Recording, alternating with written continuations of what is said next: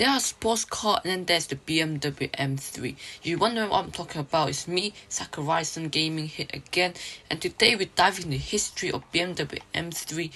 As you can see right now, I'm driving the 2008 BMW M3. I've done a wide body kit to it and I think this actually looks quite cool. And today's topic will be about M3, and for 4 decades, these 2 letters and 1 number have defined an entire segment of the automotive world, and it is the benchmark, the yardstick by which every other performance sedan is measured. But the M3 wasn't born out as a public, of a marketing meeting or a desire to sell luxury cars. It was born out to desperate, singular, and need to win. So basically it is basically like this. It's really sporty. You get really good MC, like getting high horsepower. Some of them do if you tune them. And they're quite quick, to be honest. They also got the drift one as well, as you can see. I wouldn't say this was the best drift tune, but it's a really good one. And in the mid-1980s, BMW Motorsport division was tasked with a mission: build a car that could dominate the Group A touring class during car racing. And to do that, they had to sell 5,000 road-going versions to the public first, and they didn't realize they were about to create a legend. And today we're going on a journey through 6 generations of excellence, controversy, and pure driving soul. This is the complete history of the BMW M3. I'm driving the 1991 right one here. As you can see, it's not a really fast car, but it's really decent. It looks like a really street car, in my opinion. I'd say it's a really good one as well. 1986, the world saw the debut of the BMW E30 M3. Unlike the other M3s of today, this wasn't a 3 Series with a big engine. It was a race car wearing a suit. In fact, the only body panel it shared with the standard 3 Series was the hood and the roof.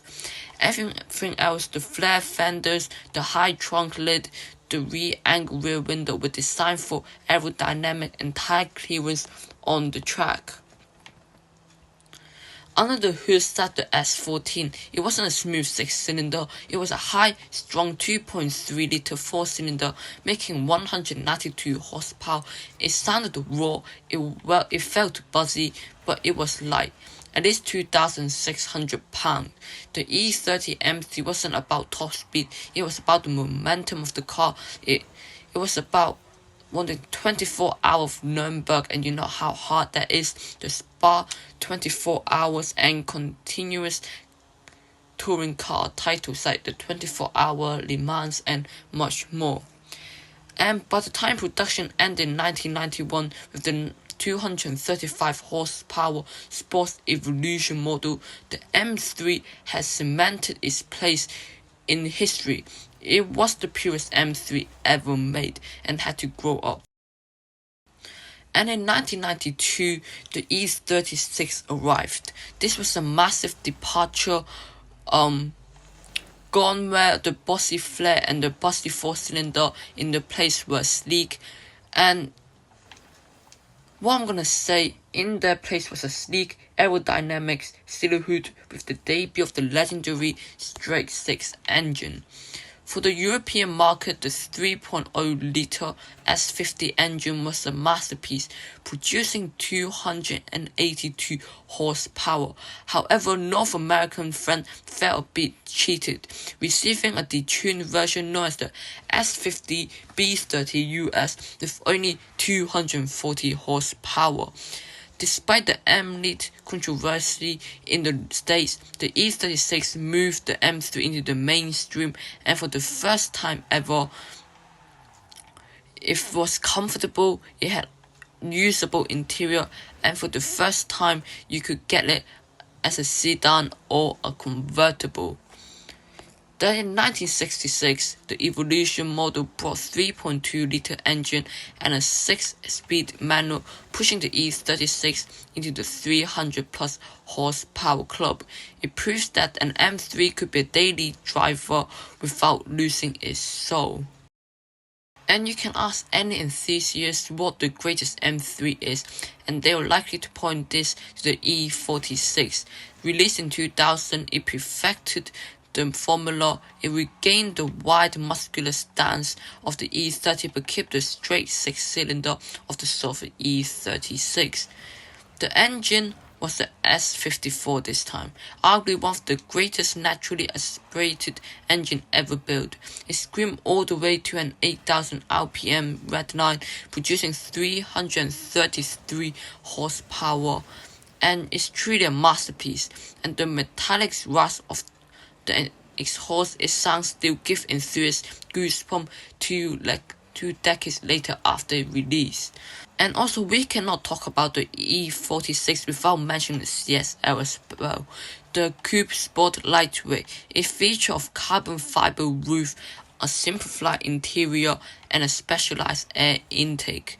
That sounded like a literal thunderstorm. It remains one of the most sought after collector car in the world. The E46 was the peak of the analog of the M3 experience. And in 2007, BMW did the unthinkable. They threw out the straight six-cylinder and replaced it with a 4.0-litre V8 engine. That was the E90 sedan, E92 coupe, E93 convertible. And purists were worried. Was the M3 being too heavy, too American now? Well, one drive silenced the critics. The S65 V8 was a great lazy cruiser engine. It was a high-revving masterpiece derived from the V10 found in the M5. It revved to 8,400 RPM and delivered 414 horsepower. It was the only time in history an M3 will have 8-cylinder. It also introduced the dual clutch transmission DCT in short form, making gear shifts happen in the blink of an eye. And in 2014, another massive shift occurred. To meet the emission standards and chasing the torque, BMW returned to the straight six but with a twist, twin turbochargers. This was the F80. As you know, Ferrari got their latest F80 out. This is a different one. This generation also saw a name change. The coupe became M4, and while the M3 name was reserved exclusively for the four-door sedan, the S55 engine produced 425 horsepower and a massive roar of torque. It was a brutal, spiky car to drive, prone to the braking traction and demanding respect. It was the first M3 to feel truly modern, with carbon fiber components and adjustable driving models for every from steering to suspension. And this also brings us to the present, the G80. When it was revealed in 2020, the internet exploded. The massive vertical grilles were the most controversial design choice in BMW history. But once people got behind the wheel, the conversation changed yet again. With up to 503 horsepower in competition, which I'm driving right now, this is the competition version. You can see it right here. And the introduction of MX-Drive all-wheel drive. The G80 is a supercar in sedan body. It can hit 60 miles per hour under 30 seconds, which I can try right now. So I'll get on I'll get on this road. 3 seconds. We can try to count that. So with launch control on, revving, and then 3, 2, 1, go. 1, 2, 3. So it was exactly 3 seconds, but I can definitely go out and check because I know this is an untuned one. So 0 to 60 is 3.489. So it is close to 3 seconds. So yeah. So according to the research, I was correct. It is at 3 seconds. And and it is technical tour de force, proving that even as cars become more digital, the M3 can still be right on the track. And at last, from a 4-cylinder homologation special to a 500 horsepower twin-turbo monster, the BMW M3 has evolved, and it has been a racer, a cruiser, a V8 screamer, and a digital powerhouse. But through every change, one thing remains constant: the pursuit of the ultimate driving experience. And this machine do provide one of the best experience in the world you can ask for BMW. It is a really good car, even in game or you steering wheel drive it. It's a really good car. If you got it in person, it's a much better car as well. And thanks for watching the history of the BMW M3, and which generation do you want to take home? Let us know in the comment. And while in the comment, you can also type in what car do you want me, what car, like series of car, like M5 or the Audi series, or any you want me to do next.